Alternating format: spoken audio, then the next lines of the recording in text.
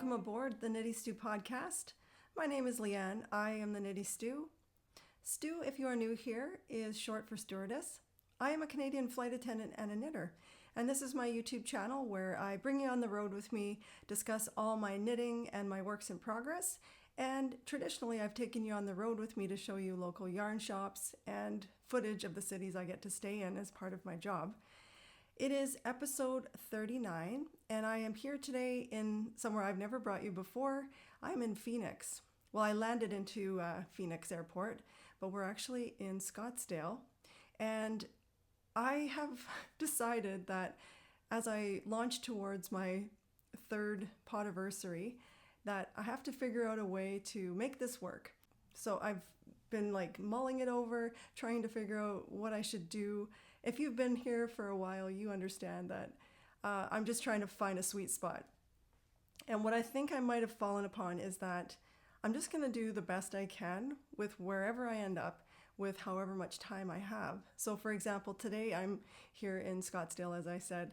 I only have about 3.5 hours now until check-in. So I brought my knits because I really like to podcast on the road. It's very quiet. There's less chaos. If you've seen my home episodes, there's cats running around. There's my son coming in and out. Anyways, I just much prefer to do this from the comfort of a hotel room. But I don't always have the time to venture out. I had looked at getting one of those autonomous driverless vehicles.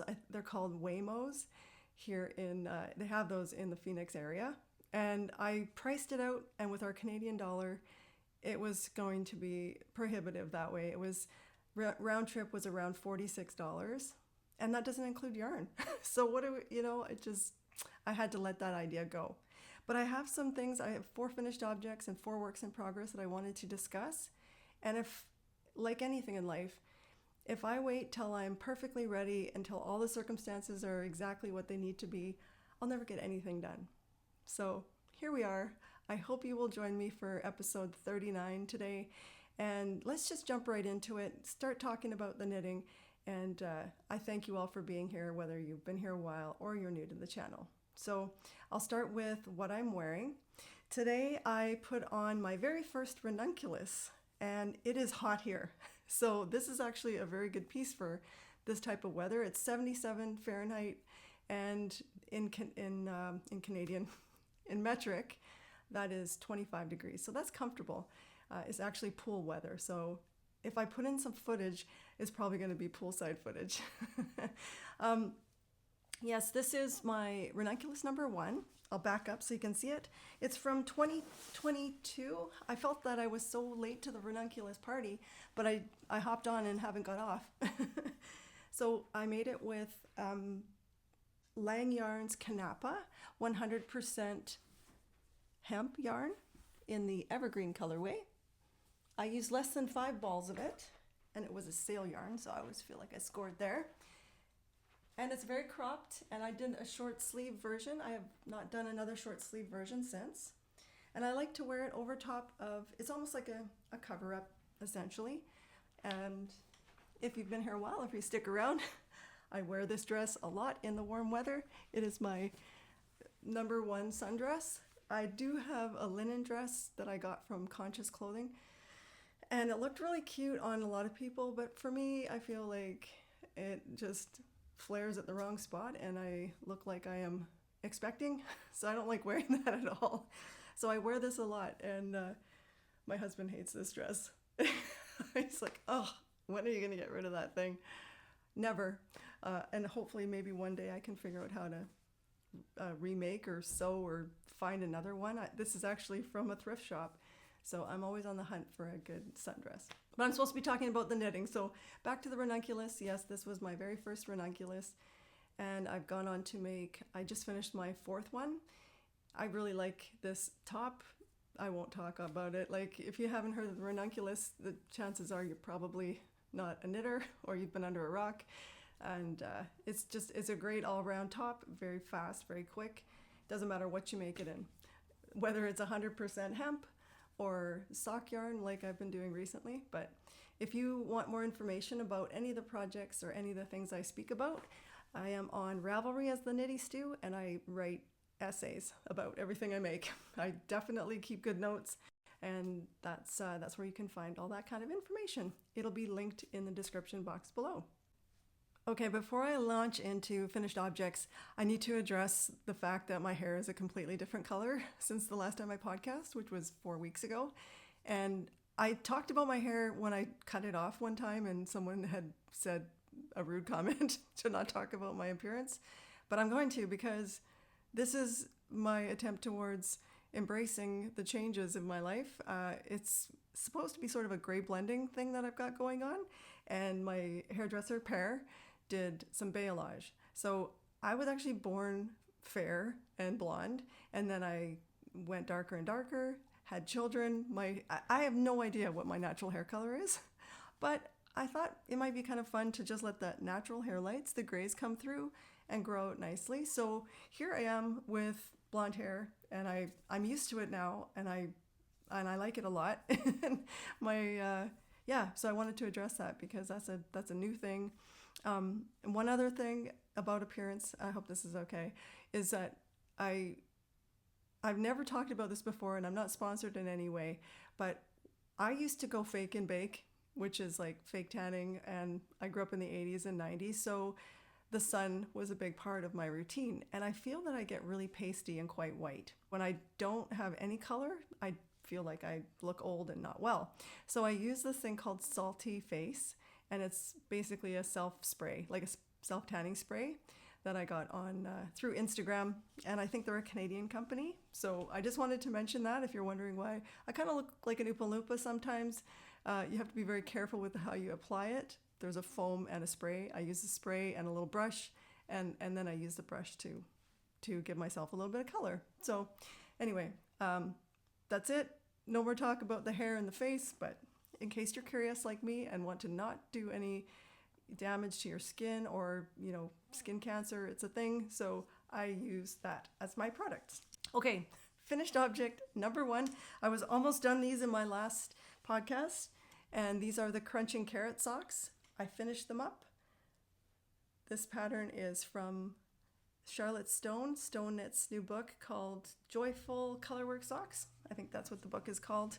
I'm going to insert some footage of me wearing these and tell you a little bit about this pattern because it's part of my colorwork sock knitting journey. I'm right into socks right now. They surprised me out of nowhere, the fact that I just want to make so many of them. Also, the colorwork part of it is an added element of skill and practice that I'm going to have to work towards. So yes, this particular cute carrot motif just had me, and I'm using little bits of scrap yarn that I've had around. I've got Biche Bouche Le Petit Slam's wool is what I used for the stem of the carrot, and then the carrots themselves I use some Quade KPM, and then the main portion with the tweedy bits is H&W Comfort Wool Socken Wool Tweed, which is a German-made yarn for socks, and the light green is from Ginger Snap, and it's Lush Fingering. That's their base in the Speckled Sage colorway, which I don't know if that's still available. I got that in 2023. What I've learned from this is I have to figure out a method. I did some Addy rockets, small circulars, a 10-inch circular for portions. The pattern has you go up a few stitches more to do the color work so that the floats aren't too tight. And then I went back down and used a US 1 2.25 for the main part of the sock. And I did magic loop for that. And then again, I increased and then used the Addy rockets for the color work and went back down to do magic loop for the toe. So I'm sort of all over the map, and these have been blocked, and they are a little inconsistent for sure. They feel a little bit tight around the cuff that I might have cast on too tight, and then they're a little loose in other areas. So I certainly don't think the fit is the best, but the motif is super cute, and I think it's fun to do colorwork socks.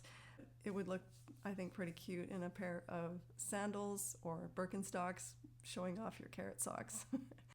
My second finished object is my 5th and final Dickie neck warmer, collar, whatever you'd like to call it. and I made it for my sister Wendy. So there's 5 girls in my family, and each of us now has the original pattern is the 214-49B Winter Wisps Neck Warmer. It's a free pattern by Drops Design that I have taken and ran with to the end of it. I mean, maybe I'll make more, but anyway, I wanted to have one for each of my sisters, and I finished Wendy's and I've gifted it to her, so I don't have it with me. I'll put a picture here of her in her little, it was actually also her birthday on February 7th. So I gave her chocolate, and the wrapper happened to match her color, which is Malabrigo worsted, and the colorway is called Purple Mystery. The notes for this are on my Ravelry page. I use a US 8, which is a 5mm needle and circular, and then for the front and back, I use a US 9 5.5mm needle, and I knit flat, and I do an edging that makes lay pretty flat, and I do some blocking to steam it down. I use 76 stitches with a German twisted cast on, work what looks like a turtleneck or a mock neck, and then I carry on, split for the front and back, and then it's so fast, and I use basically the entire one skein of Malabrigo worsted, which is soft, buttery, wonderful, comes in some gorgeous colors. For this one, I used I think the entire skein, which is about 210 yards. So then that one's done. Next up it will be, we're thinking about having a Thanksgiving get together. Now I know that's still a ways away. It's the end of February right now, but all the sisters wearing our Dickies will be, I think they're all up for it, hopefully, because how cute is that? I love it. So that was finished object number 2. My third finished object is Louie III. Cue the Sticks music. Domo arigato, Mr. Roboto, domo. Do, do, do, do, do. Any other 80s child with me? Louie III, hi. This is a little sweet gift for my great nephew, Ethan. He got his very first Louie before he was born. I made this toy, which is a pattern by Rebecca Danger, in 2019, before he was born.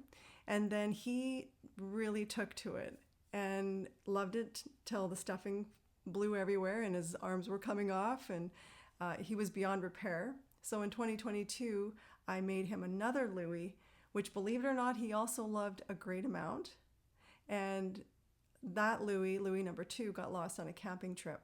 So recently, he asked if Auntie Leanne would make him one more Louie. So this is Louie III for my 5-year-old great nephew, Ethan. I absolutely adore this thing. It is a free pattern from Rebecca Danger's blog called Be in the Studio. I'll link everything, details, all of that in the description box below. I'll just tell you a little bit about him. It doesn't really matter what you make him with. The ones I've been trying to make them as close to the original as I could. So it's a good thing I had quite a bit of this yarn. It is Viking Garn Reflex. So it reflects when the light hits it in the dark, and it's not glow in the dark, but it's reflective. It's a DK yarn, and I used a US 3 and a US 4. That's a 3.25mm needle and a US 4 3.5mm needle for the Louis.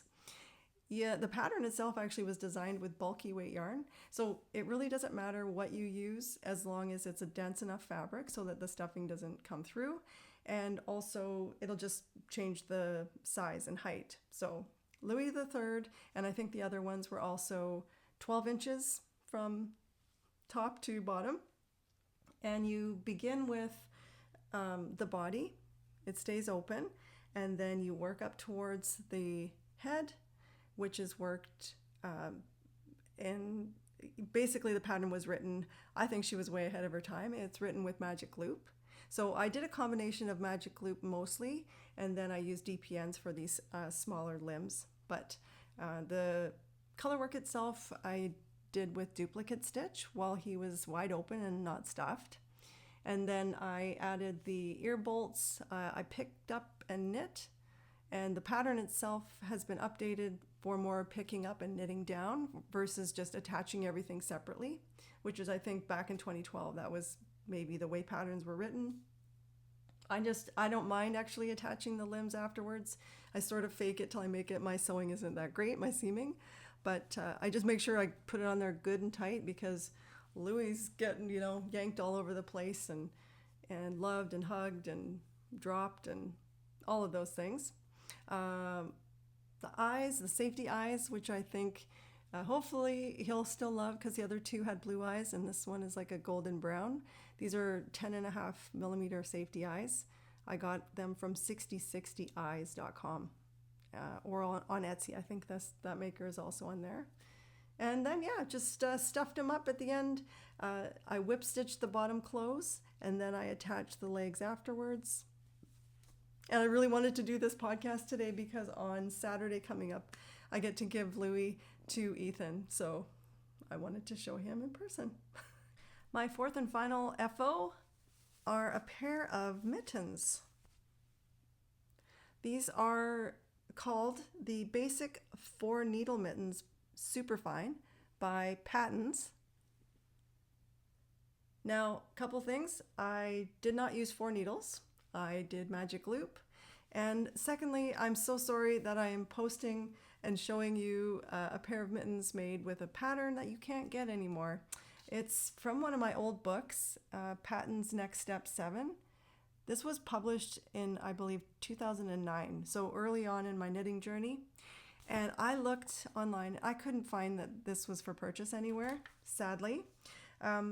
So I also came across another designer who put a bunch of free sock yarn mitten patterns online, and I'm going to put the name here on the screen. I believe it's Reflower Knits. They're called Back to Basics, and I'll link all of that below if you wanted to make some sock yarn mittens. So I've had quite a bit of Croy sock yarn in my stash for a while, and I'm really trying to shop my stash. These are going to go in my Selma Knits. She's got Shop Your Stash 2025 knit along happening this year. And I used what I had, which is the colorway Gray Brown Marl. It is more of a sport weight, and I think it is actually listed as a sport weight sock yarn.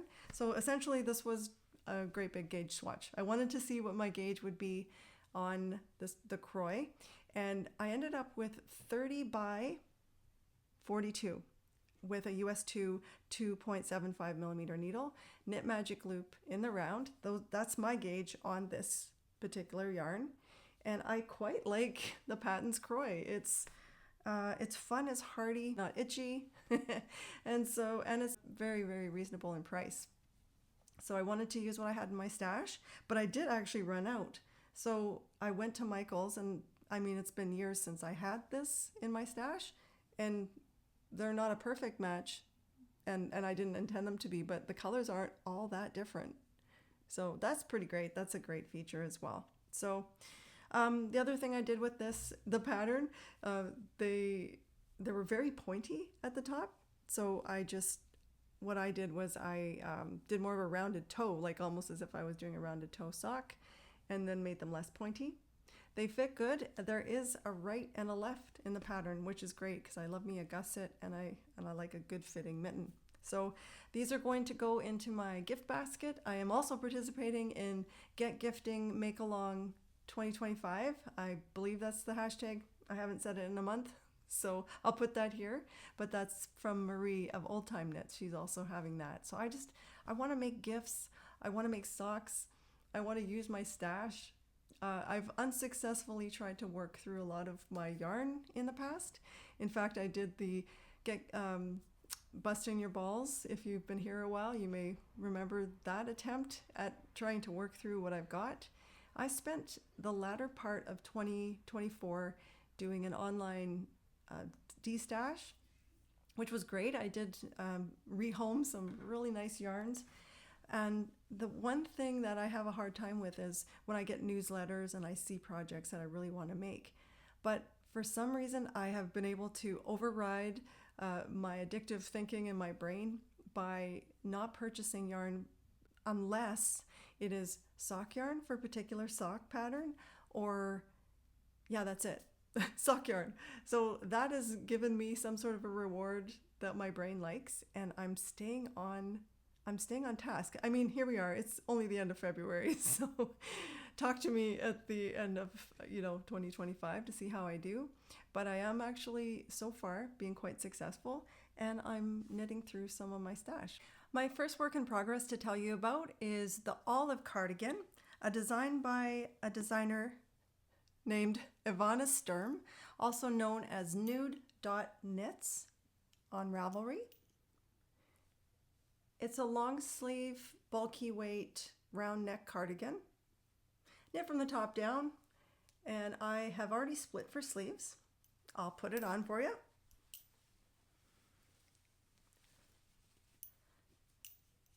Now, what I've tried in the past is picking a pattern and then trying to get gauge with yarn that I have, and I usually don't, so then I buy yarn. But I'm going to try a new technique, and this is the first time I've tried it. So I went to my yarn cupboard and I found some yarn that I liked, and I'm loving this chocolate brown. It's actually quite a bit darker. In my stash I have some Woolly Knit 4-ply and some McCausland Woolen Mills Unspun, which is a Canadian unspun roving, pencil roving, which I don't think you can get right now. I apologize for showing you stuff that may not be available. I got this a while back from Brittany of Crux Fibers, and McCausland Woolen Mills is in PEI, and I'm not sure what they have at the moment, but that's what I'm using working from my stash. So I paired the two together. The Woolly Knit 4-ply is certainly not like a lace weight mohair, and they both bloom like crazy. So I grabbed, the first thing I did was grab a US 10, which is a 6mm needle, and held the two together.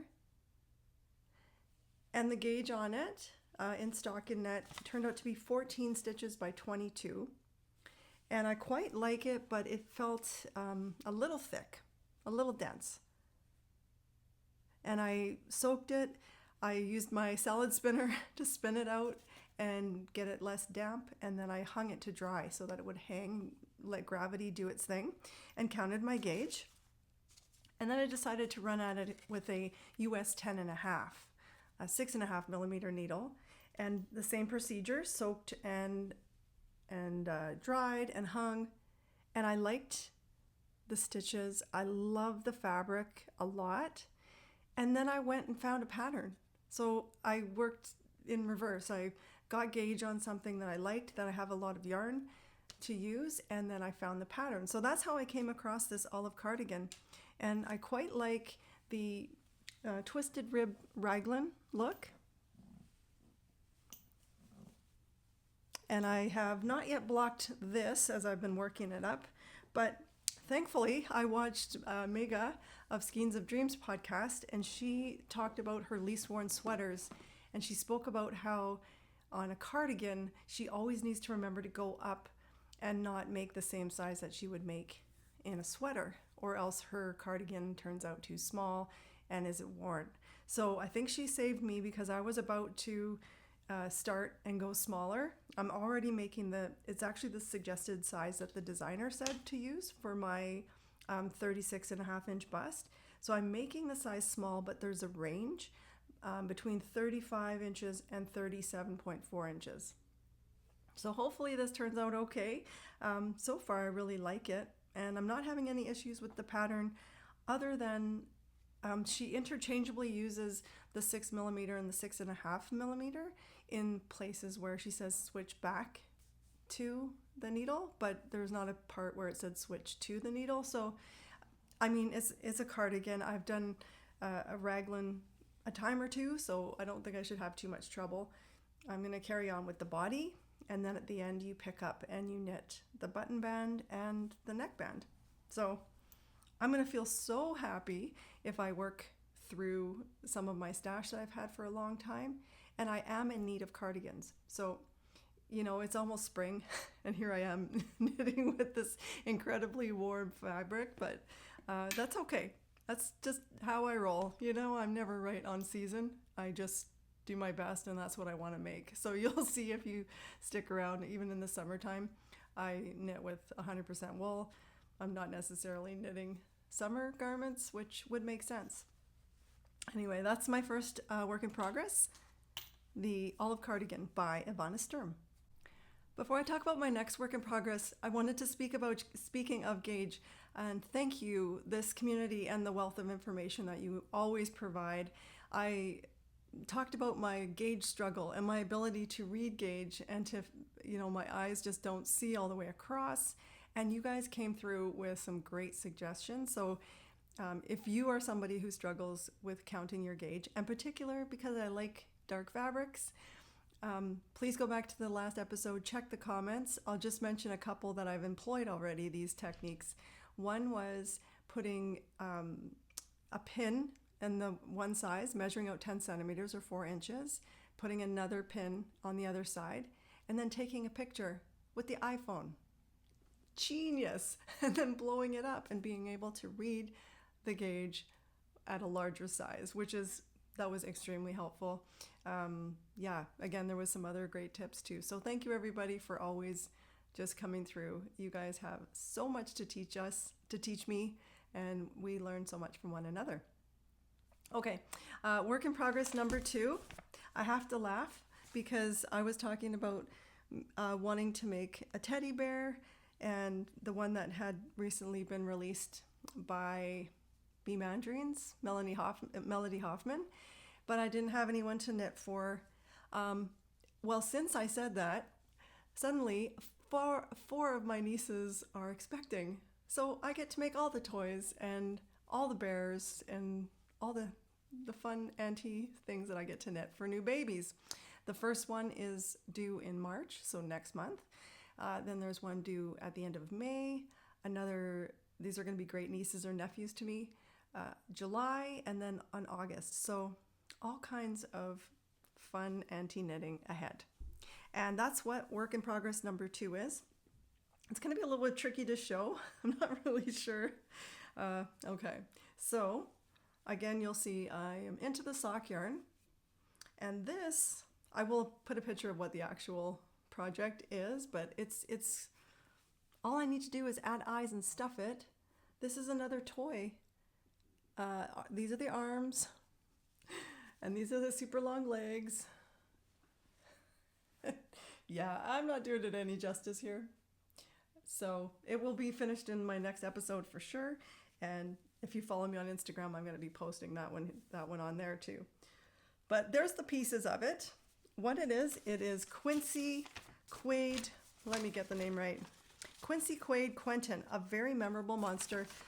Again, this is another pattern by Rebecca Danger, which I have made before.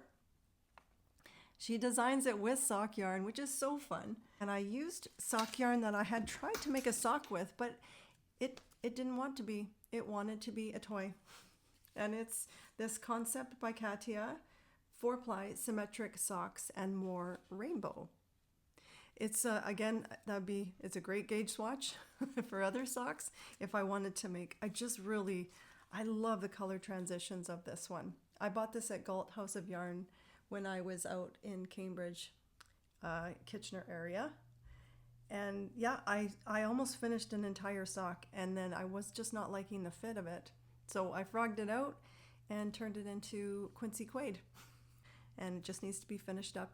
I have need for more fiber fill. So making that many toys that I've worked through a bag of the fiber fill. I'm gonna go get some more and stuff him up and have him ready to go. Work in progress number 3 is really nothing more than a gauge swatch at this point, but because some of you here were invested in my choosing of the yarn and color for this project, I just wanted to quickly discuss it. So in my queue for quite some time, I've had the Garden Cardigan by ANKESTRiCK. Yes, ANKESTRiCK. And I gauge swatched because I decided to be vulnerable and figure out what does it actually mean to gauge swatch in pattern. That's always been a bit of a mystery to me. And in my research, I came across Andrea Rangel's blog notes on how to do so. And I will link that below because it blew my mind on how easy it is. Like when a pattern says to, stockinette, I get that. But what if it's in cable or like it's in a guarded cardigan with the lace panel? How does that work? And she explains it so easily using a locking stitch marker and the number of stitches. And I made 4 gauge swatches with 4 different yarns. Or was it 3? 3 different. And I got gauge on all 3, which was wild. And I liked the fabric, I liked the color. All of them were potential. The gauge in the pattern is actually 19 stitches by 32 rows, using for me, a US 6 4mm needle. And I put a poll up on Instagram, and it got spicy. Everyone had their opinions on what color I should use because I got gauge with all 3, and I had enough yarn to create the garden cardigan. And as some people also suggested, just make 3 of them because apparently this pattern is phenomenal. But it came down to, ended up with, I actually had to do a random picker because I couldn't choose. And this is all I have so far of the garden cardigan. I'm going to make size 2. This is, again, it's a little bit darker in real life, but it's Lacton Sheepsoft DK by Laxton's. And it is a beautiful DK yarn. I got it from Woolen Waves, Christine at woolenwaves.com. And this is shade Dentdale DK. It is beautiful. It's 100% British wool, made in Yorkshire. It is 225 meters per 100 gram hank. And I have plenty to make. It is Blue Face Leicester, which BFL was the first time, like back in my early knitting days, where I realized that real wool could be not itchy.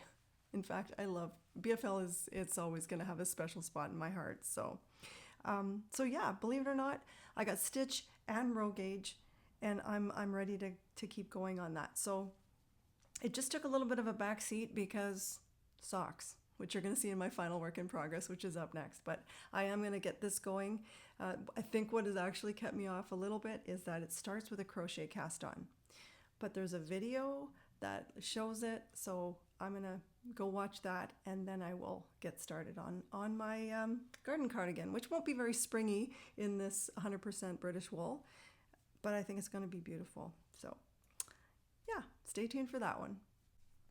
My last work in progress is a half-finished object already because I just can't stop working on them.